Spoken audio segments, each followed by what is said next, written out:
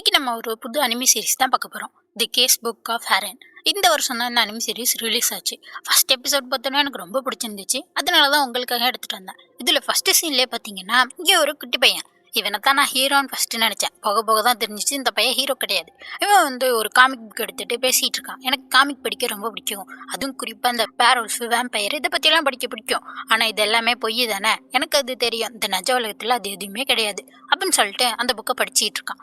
படிச்சிட்டு இருக்கப்பயே அவனுக்கு ஒரு ஃபோன் வரும். சரி சொல்லிட்டு எடுத்து பேசினா அவ்வளோதான். அடுத்த சீன்ல வேக வேகமாக ஓடியாந்து பார்க்குறான். இங்கே பார்த்தா ஊர் மக்கள் எல்லாம் இங்கே நின்றுட்டு இருக்காங்க. அங்கே பார்த்தா இந்த பையனோட அப்பா கொடூரமாக செத்து போய் கிடக்காரு. யார் இதை பண்ணியிருப்பா அப்படின்னு சொல்லிட்டு எல்லாருமே பேசிகிட்டு இருக்காங்க. அவங்க என்ன சொல்கிறாங்கன்னா வேம்பயர் தான் பண்ணியிருக்கோம் அப்படிங்கிற மாதிரி சொல்கிறாங்க. அவர் உடம்பு பார்த்தா அப்படியே புளிஞ்சு போட்ட மாதிரி இருக்கு. அவர் கையில் வந்து இவனோட அம்மாவோட கர்ச்சிஃப் தான் வச்சிருக்காரான். அதை எடுத்து பார்த்துட்டு அவன் அழுதுகிட்டு இருக்கான். இதில் வேற இவங்க வேம்பயர் கொண்டு இருக்குன்னு சொல்லிட்டு பேசிகிட்டு இருக்காங்களா. இவன் கத்திக்கிட்டு இருக்கான். அதெல்லாம் போய் அப்பெல்லாம் ஒன்றுமே கிடையாது. இந்த மாதிரி போலீஸ்லாம் சொல்லிட்டு சுற்றுறனால தான் கொலைகாரன் நீங்கள் பிடிக்காம இருக்கீங்க. அதனால தான் எங்கள் அப்பாவுக்கு இப்படி நடந்துருச்சு. நானே அந்த கொலைகாரன் யாருன்னு கண்டுபிடிக்கிறேன் அப்படிங்கிற மாதிரி சொல்லிட்டு இவன் கிளம்புறான். பல மாதங்கள் கழித்து கட்டுறாங்க. இங்கே ஒரு ரெஸ்டாரண்ட் கட்டுறாங்க. இந்த இடத்த வந்து ஆட்லினாங்கிற ஒரு லேடி தான் வந்து நடத்திட்டு இருக்காங்க. அங்கே எல்லாருக்கும் சாப்பாடுலாம் சமைச்சு போட்டுட்டு இருக்காங்க. இங்கே தான் இந்த பையனும் வரான். அவங்க கேட்குறாங்க, என்ன லூயிஸ் இது மாதிரி ரொம்ப ரெஸ்டே இல்லாமல் சுற்றிக்கிட்டே இருக்கியே அப்படிங்கிற மாதிரி. அவன் சொல்கிறான், எங்கள் அப்பா கொண்டவனை கண்டுபிடிக்காத வரைக்கும் நான் அடங்கவே மாட்டேன் அப்படிங்கிற மாதிரிலாம் சொல்கிறான். அவங்க சொல்கிறாங்க, சரி சரி நல்லா சாப்பிடணும், என்ன நான் உனக்காக பிடிச்சி சாப்பாடு செஞ்சுருக்கேன், வந்து உட்காருவா அப்படின்னு சொல்லிட்டு சாப்பாடுலாம் வைக்கிறாங்க.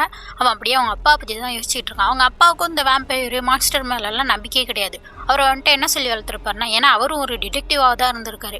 இது மாதிரி நீ வந்து இந்த கேஸ் எல்லாம் உன்னிப்பாக கவனிச்சாவே போதும், தானாகவே உனக்கு க்ளூஸ் எல்லாம் கிடைக்க ஆரம்பிச்சிரும் அப்படிங்கிற மாதிரிலாம் சொல்லியிருப்பார். அது எல்லாமே வச்சுக்கிட்டு சாப்பிட்டுட்டு இருக்கான். அப்போ பார்த்தா அங்கே ஒரு சவுண்ட் கேட்குது. ஒரு சின்ன பொண்ணு தான் இன்னொரு பையன்கிட்ட பேசிகிட்டு இருக்கா. இங்கே பாருங்க ஆரன், நம்ம இப்படியே காத்திருக்க இந்த கொலைகாரன் கொண்டுகிட்டே போவான். நிச்சயம் அந்த கொலைகாரன் ஒரு வேம்பயராக தான் இருப்பான். சீக்கிரம் நம்ம கண்டுபிடிக்கணும் அப்படிங்கிற மாதிரி சொன்னால் இவன் சொல்லிட்டு இருக்கான், இங்கே பாரு லின், இந்த மாதிரி வேம்பயர் தான் உறுதியாக நம்மளுக்கு தெரியாது அப்படிங்கிற மாதிரிலாம் பேசிகிட்டு இருக்கப்ப உடனே இவன் எந்திரிச்சு வரான், லூயிஸ் நீங்கள் ஏன் இந்த கேஸில் தலையிடுறீங்க? இந்த கேஸை வந்து ஹட்மன் டிடெக்டிவ் ஏஜென்சி தான் பார்த்துக்குது. அதாவது இவங்க அப்பா நடத்திட்டு இருந்தது, இவன் தான் பார்த்துக்கிறேன்னு சொல்கிறான். நான் தான் வந்து அந்த கொலைகாரனை கண்டுபிடிப்பேன். சின்ன பசங்களான உங்களுக்கு என்ன தெரியும் அப்படிங்கிற மாதிரி இவன் சொல்ல அந்த ஆரங்கிற பையன் சொல்கிறான், அப்போ நீ மட்டும் என்ன பெரியவனாடா, நீனு எங்கள் வயசு தானே, ஏதோ சூப்பர் ஹீரோ மாதிரி பேசுகிற அப்படிங்கிற மாதிரிலாம் சொன்னோன்னே அவன் அப்படியே கோச்சிக்கிட்டு வெளில ஓடி போயிடுறான்.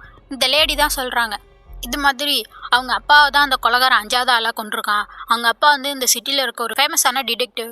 அவர் வந்து எப்படியோ அந்த கேஸை வந்து கிராக் பண்ணிட்டாரு. அந்த கில்லர்கிட்ட கிட்டக்கு போகிற நேரத்துக்குள்ளே அவன் வந்து முன்னாடியே கொண்டுட்டான் இவரை அப்படிங்கிற மாதிரிலாம் சொன்னோன்னே இவங்களுக்கும் கொஞ்சம் சோகமாயிரும். அப்படியே நைட் ஆயிடுது. அந்த குட்டி பொண்ணு வந்து பார்க்குறா, லூயிஸ் மட்டும் தனியாக உட்காந்துருக்கானா. அவள் வந்துட்டு பேச ஆரம்பிச்சு, ஆனால் இந்த லூயிஸ் பே வந்து கண்டுக்கவே மாட்டான். இங்கேருந்து கிளம்பு அப்படிங்கிற மாதிரி தான் சொல்லிக்கிட்டு இருக்கான். அப்போ பார்த்தா அங்கே வந்து நிறைய பூக்கள் இருக்குது, ரொம்ப அழகாக இருக்குது. அந்த பொண்ணு பார்த்துட்டு கேட்குறா, இவ்வளோ அழகாக இருக்கே, இந்த டவுன் மக்கள் தான் இதை பார்த்துக்குறாங்களா அப்படிங்கிற மாதிரி சொல்கிறப்ப இவன் சொல்கிறான், அந்த ஆட்லினா லேடி இருக்காங்களே, ரெஸ்டாரண்ட் நடத்துகிறாங்களே, அவங்க தான் பார்த்துக்குறாங்க அப்படிங்கிற மாதிரி சொன்னோன்னே எவ்வளோ அழகாக இருக்கே அப்படின்னு சொல்லிட்டு பேசிகிட்டு இருக்கா. அப்படியே வந்து சொல்ல ஆரம்பிக்கிறா, அந்த மாதிரி அந்த அட்லினா சொன்னாங்க உங்கள் அப்பா இறந்துட்டாங்கன்னு சொல்லிட்டு. சொல்ல போனால் நீனும் நானும் ஒரே மாதிரி தான் தெரியுமா அப்படிங்கிற மாதிரி சொல்கிறப்ப அவள் கேட்குறா, உனக்கு இப்படி தான் நடந்துச்சா அப்படிங்கிற மாதிரி நம்ம லூயிஸ் கேட்க அவள் சொல்கிறா, நான் உங்கள்கிட்ட சொல்ல மறந்துட்டேனே, நான் வந்து ஆரன் டிடெக்டிவ் ஏஜென்சியில் ஒரு அசிஸ்டண்ட்டாக வேலை பார்க்குறேன்.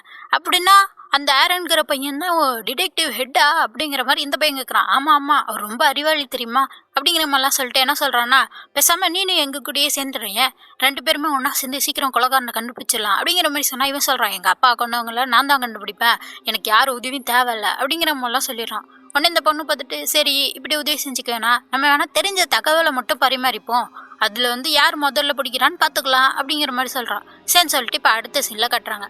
கட் பண்ணால் லூயிஸ் வீட்டை தான் கட்டுறாங்க. இந்த 3 பேருமே வந்து உட்காந்துருக்காங்க தகவலை சொல்கிறதுக்கு. இது மாதிரி சொல்லிகிட்டு இருக்காங்க. நாங்கள் ஃபஸ்ட்டு இந்த கேஸை பற்றி கேள்விப்படுறப்ப சுற்றி இருக்க ஊர்களையும் இதே மாதிரி கொலை நடந்திருக்கு. உங்கள் ஊரில் கொஞ்சம் அதிகமாகவே நடந்திருக்கு. குறிப்பாக சொல்லப்போனால் அந்த கில்லர் வந்து அதிக அளவில் ரத்தத்தை சேகரிக்கிறான் அப்படிங்கிற மாதிரி சொல்கிறான். உடனே லின் பொண்ணு சொல்கிறான், ஏன் ரத்தத்தை சேகரிக்கணும், ஏன்னா வேம்பயராக இருக்கலாம் அப்படின்னு 3வதுல இருக்க பொண்ணு சொல்ல, ஏன்னா குடிக்கிறதுக்கு யூஸ் ஆகும்ல அப்படிங்கிற மாதிரிலாம் சொல்லிட்டு இருக்கப்ப இந்த லின் பொண்ணு சொல்கிறா, இல்லை அது வேம்பயராக இருக்காது, ஏன்னா நாங்கள் வந்து அந்த பாடியை போய் அடாப்சியில் செக் பண்ணி பார்த்தா அந்த பல் தடமே இல்லை, வேம்பயர் கடிச்ச பல் தடம். அதோட இவங்க வந்து அந்த உடம்பெல்லாம் புழிஞ்சு தான் ரத்தத்தை எடுத்திருக்காங்க. இப்படி ரத்தத்தை எடுத்தால் வேம்பயராலலாம் குடிக்க முடியாது. ஏன்னா நீங்கள் ஒரு ஆரஞ்சு ஜூஸே எடுத்துக்கோங்க. அதை வந்து நம்ம அப்படியே ஆரஞ்சை மொத்தமாக போட்டு அரைச்சி குடிக்க முடியும், தனியாக தானே புழிஞ்சு குடிக்க முடியும். அது மாதிரி தான் இவ சொல்லிகிட்டு இருக்கா. அப்போனா அது வேம்பயரே கிடையாது அப்படிங்கிற மாதிரிலாம் சொல்ல லூயிஸ் சொல்கிறான். வேம்பயர் மாதிரிலாம் எனக்கு முதல்ல நம்பிக்கையே கிடையாது அப்படிங்கிற மாதிரி சொல்லிட்டு இவனுக்கு தெரிஞ்ச தகவலை சொல்ல ஆரம்பிக்கிறான். இது மாதிரி அந்த கில்லர் சூஸ் பண்ணுற ஆளுங்களை பார்த்தா ரொம்ப பல்காக பெரிய ஆளுங்களாக இருக்காங்க. அப்போ தான் வந்து நிறைய ரத்தம் கிடைக்கும். அதனால தான் அது மாதிரி ஆளுங்களே சூஸ் பண்ணுறாங்க. அவங்க அந்த உடம்புகள் அப்படியே புழிஞ்சிருக்கிறத பார்த்தா கொலகாரம் வந்து ஒரு பெரிய ஆளாக தான் பாடி பில்டர் மாதிரி பெரிய ஆளாக இருப்பான். இல்லாட்டி நிறைய ஆளுங்க ஒன்றா சேர்ந்து இதை பண்ணியிருக்கலாம். அதோட அவங்க எப்பப்போ வெளில வருவாங்க அப்படின்னு எல்லா தகவலுமே அவங்களுக்கு தெரிஞ்சிருக்கு அப்படிங்கிற மாதிரிலாம் சொல்லிட்டு அவ்வளோதான் எனக்கு தெரிஞ்ச தகவல், கிளம்புங்க கிளம்புங்க அப்படின்னு சொல்லிட்டு லூயிஸ் எல்லாரையும் அமுச்சு வைக்க உடனே இந்த லின்போன்னு கேட்குறா. நம்மலாம் பேசிட்டு டீ குடிக்கலான்னு இருந்தேன் அப்படிங்கிற மாதிரி சொல்கிறப்ப அதுக்கெல்லாம் நேரம் இல்லை, கிளம்பு கிளம்பு அப்படின்னு சொல்லிட்டு லூயிஸ் சொல்கிறான். ஒன்று இன்னொரு பொண்ணு வரா. அந்த பொண்ணு வந்துட்டு லின் பொண்ணு சொல்கிறதே நீ வந்து மறுத்து பேசுறியா? ஆமாம் அப்படின்னு சொல்லிட்டு போக சங்கிலி எடுத்து கழுத்து நினச்சி இப்போ நீ டீ குடிக்க வர அப்படின்னு சொன்னோன்னே சரின்னு சொல்லிட்டு அவனு டீ குடிக்க வந்துடுறான். எல்லாரும் உட்காந்து டீ குடிச்சிட்டு இருக்காங்க. அப்படி டீ குடிச்சிட்டு உட்காந்துட்டு இருக்கப்ப அந்த ஆரன் பையன் கேட்குறான், லூயிஸ் எனக்கு எதுவும் ரத்த வாடை வருது அப்படின்னு சொல்லிட்டு. அவன் வந்து அவங்க அப்பாவோட தொப்பி பார்க்குறான். அவங்க அப்பா இறந்தப்ப அந்த தொப்பி இருந்திருக்கும்ல, அதை தான் இவன் எடுத்து யூஸ் பண்ணிக்கிட்டு இருக்கான்.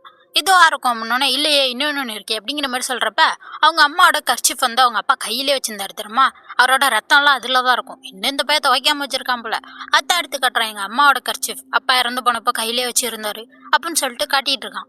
அப்படி அவன் பார்க்குறப்ப தான் அவங்க அப்பா சொன்னது ஞாபகம் வருது. நீ ஒரு கேஸ்ல எல்லாத்தையுமே உன்னிப்பாக கவனிச்சா க்ளூஸ் எல்லாமே தானா கிடைக்கும் அப்படின்னு சொல்லியிருப்பார்ல. இப்பதான் அவனுக்கு புரியுது. அந்த கர்ச்சிஃபை பார்த்தோன்னே எல்லா டாட்ஸுமே கனெக்ட் ஆகுது. அப்புறம் வந்து சொல்றான் அந்த 2 பேர் தான் அப்படிங்கிற மாதிரி சொல்றப்ப யாரோ கதவு தட்டுற சவுண்டு. என்னடான்னு சொல்லிட்டு பார்த்தா போலீஸ் தான் வந்திருக்காரு. இது மாதிரி ஊர்ல வந்து இன்னொருத்தன் வந்து இறந்து போயிட்டானா, பார்த்தா தற்கொலை பண்ணிக்கிட்டானா. அதோட ஒரு சூசைட் நோட்டு எழுதி வச்சிருக்கான். இது மாதிரி நான் தான் வேம்பயர் அப்படின்னு சொல்லிட்டு எழுதி வச்சிருக்கான். இது மாதிரி உங்க அப்பா அவன் தான் கொண்டிருப்பான் லூயிஸ் அப்படிங்கிற மாதிரி சொல்றப்ப இவன் அதெல்லாம் இல்லைன்னு சொல்லிட்டு கத்திக்கிட்டே வேகமா ஓடி வரான். இங்கே ஒரு சீனு காட்டுவாங்க நம்மளுக்கு. அந்த ரெஸ்டாரண்ட் லேடி இருக்காங்கல்ல ஆட்லினா, அவங்க வந்துட்டு இந்த பூக்களுக்கு தண்ணி ஊத்துறாங்க. பார்த்தா அவங்க தண்ணி ஊற்றல, ரெட் கலர்ல ஏதோ ஊத்திட்டு இருக்காங்க. அப்படியே சந்தோஷமா ஆடிக்கிட்டே ஊத்திட்டு இருக்கா. அங்கதான் நம்ம லூயிஸ் வந்து நிக்கிறான். நீ தானே அந்த வேம்பயர், நீ தானே எல்லாருமே கொன்ன, எங்க அப்பா எனக்கு மெசேஜ் விட்டு போயிருக்காரு. இது மாதிரி அவர் இறந்து போறப்ப அந்த கர்ச்சிஃபை கையிலே வச்சிருப்பாருல்ல, அதுல பார்த்தா ஒரு பூலை மட்டும் அந்த ரத்தத்தை அவர் தேய்ச்சி வச்சுட்டு போயிருப்பாரு, அவரோட ரத்தத்தை. என்ன மெசேஜ் சொல்ல நினைச்சிருக்காருன்னா, இது மாதிரி வெள்ளை பூக்கள் அந்த ரெட் கலர் லிக்விட ஊத்துறப்ப அதுங்க உறிஞ்சிட்டு அதுங்களோட அந்த இதழ்களும் ரெட் கலர்ல மாறிடுமா. யார் இப்படி ரெட் கலர்ல வெள்ளை பூக்களுக்கு டை பண்றாங்களோ அவங்க தான் கில்லர். அதுதான் எங்க அப்பா விட்டுட்டு போன மெசேஜ். அதுபடி பார்த்தா நீ தானே அந்த கில்லர் அப்படிங்கிற மாதிரி சொல்றப்ப இவ சிரிச்சிட்டு இருக்கா. கரெக்டாக கண்டுபிடிச்சிட்டியே. அப்பதான் அவ சொல்ல ஆரம்பிக்கிறா, எனக்கு இந்த பூக்களை வந்து ரொம்ப பிடிக்கும், ஆனால் இந்த கலரை மட்டும் பிடிக்காது தெரியுமா. இப்போ பாரு ரெட் கலர்ல எப்படி எனக்கு சூட் ஆகுதா, சூப்பரா இருக்கா அப்படிங்கிற மாதிரி சொல்றப்பா அவன் சொல்றான், இதுக்காகவா மனுஷங்களை கொன்ன, இதுக்காகவா பிளட் எல்லாம் எடுத்த அப்படிங்கிற மாதிரி சொல்றப்ப அவ சொல்றா, சாதா ரெட்டுன்னா ரெட் இல்லப்பா, இந்த மனுஷங்க ரெட்டா இருக்கு பாரு, இந்த கலர் தான் எனக்கு ரொம்ப பிடிக்கும், அப்படியே பிரைட் ரெட்டா என் கண்ணு மாதிரியே இல்லை அப்படின்னு சொல்லிட்டு கொடூரமா அவ மூஞ்சி மாறுது. அப்படியே பார்த்தா ஒரு கோலம் மான்ஸ்டர் எந்திரிக்குது. அப்பதான் சொல்றா, ஒரு விஷயத்தை தான் நீ தப்பா புரிஞ்சுக்கிட்ட, இவன் ஒன்றும் வேம்பயர் கிடையாது, கோலமை சமன் பண்ற விச்சான், அதான் சொல்லிட்டு இருக்கா. இவன் பார்த்துக்கிட்டு இருக்கான். அப்ப இதுதான் எல்லாமே பண்ணிச்சா அப்படின்னு சொல்லிட்டு பார்க்க அப்படியே அவன் வயிற்றுல கையை விட்டுருது. அவ்வளவுதான், இவன் வயிற்றுல ஓட்ட விழுந்துருது. அப்படியே கீழே விழுந்துடுறான். அவன் அப்படியே நசுக்கலான்னு வரப்ப அங்க ஒரே வவ்வாலா வருது.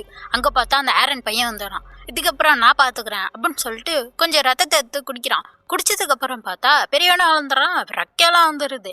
அவ பத்திட்டு இருக்கா, ஐயோ இவன் வேம்பயரா அப்படின்னு சொல்லிட்டு. அப்ப அவன் சொல்றான், நான் ஒன்னும் சாதாரண வேம்பயர் கிடையாது அப்படின்னு சொல்லிட்டு அந்த கோலத்தையே சுக்குனரா உடைச்சிடறான். என்ன சொல்றான்னா, வேம்பயர் உலகத்துல 9 வேம்பயர் கிங் இருந்தாங்க, யாராலையுமே அசைக்க முடியாதவங்க. இந்த உலகத்தையே ஆட்சி செய்யணுங்கிற அவங்களோட கோலுக்காக அவங்க இதயத்தை சாக்ரிஃபைஸ் பண்ணி ஒரு கொடூரமான வேம்பயரை வர வச்சாங்க. அவன் எல்லாத்துலயுமே ரொம்ப பவர்ஃபுல்லா இருந்தான், ரொம்ப கொடூரமா இருந்தான். அவன் தான் லார்ட் அரன் நோயின் டேட்டா அப்படின்னு சொல்லிட்டு இவன் இப்படி கொடூரமா நிக்க இவன் தான் நம்ம ஹீரோ. லூயிஸ் பார்த்துக்கிட்டு இருக்கான். அப்போன்னா இந்த உலகத்துல வேம்பயர் விச்சி கோலம் இவங்க எல்லாருமே உண்மைதானா, அப்பா இவங்க எல்லாருமே உண்மையா இருக்காங்கப்பா அப்படிங்கிற மாதிரி சொல்லிட்டு இருக்கான். அங்க லின் பொண்ணு லூயிஸ்ன்னு கத்திக்கிட்டு இருக்கா. அப்படியே அவன் கண்ண முடிடுறான், இதோட என் வாழ்க்கை முடிஞ்சிட்டு அப்படின்னு சொல்லிட்டு. அப்படியே இங்கே கட்டுறாங்க, இந்த விச்சா திருப்பி கோலமா வர வைக்கிறான். ஆனா அசால்ட்டா அதெல்லாம் திருக்கி விட்டுறான் ஹீரோ. அதோட அவ பயந்து போய் ஓட ஆரம்பிக்க அவளை வந்து ஒரு கை பிடிக்கிறான்னு பார்த்தா லூயிஸ் தான். அப்படியே ஒரு பொம்மை மாதிரி இருக்கான். என்னன்னா இன்னொரு பொண்ணு இருந்தால அவளால இந்த பாடிஸ் எல்லாம் பொம்மை மாதிரி அசைய வைக்க முடியும். அதனாலதான் சொல்றா, லூயிஸ் உனக்கான பழியை வாங்கிக்கோ அப்படிங்கிற மாதிரி சொன்னோடனே அவன் கத்தி எடுத்து அப்படியே அந்த லேடியை தலையிலேயே குத்தி கொண்டுறான். அப்படியே அடுத்த சீன்ல கட்டுறாங்க. இவங்க 3 பேரும் ஊருக்கு போகிறதுக்காக போயிட்டு இருக்காங்க. அப்போ வந்து இந்த பொண்ணு மட்டும் சோகமா இருக்கா லூயிஸை நினைச்சு. என்ன பண்ணுறது? இந்த கேஸை கடைசியாக ஆரன் வந்து முடிச்சிட்டாரு. இது மாதிரி நிறைய டஃப்பான கேஸ்லாம் எங்களுக்காக காத்துட்ருக்கு, நாங்கள் எல்லாத்தையுமே முடிச்சாகணும் அப்படின்னு சொல்லிட்டு இந்த பொண்ணுவோட அப்படியே இந்த எபிசோட் முடியுது. இது மாதிரி தான் ஒவ்வொரு எபிசோட்லையும் ஒவ்வொரு கேஸாக முடிப்பாங்க. அடுத்த எபிசோட் அடுத்த சனிக்கிழமை வந்துடும். அதுக்கு மறக்காமல் சேனலை சப்ஸ்கிரைப் பண்ணிக்கோங்க. பை.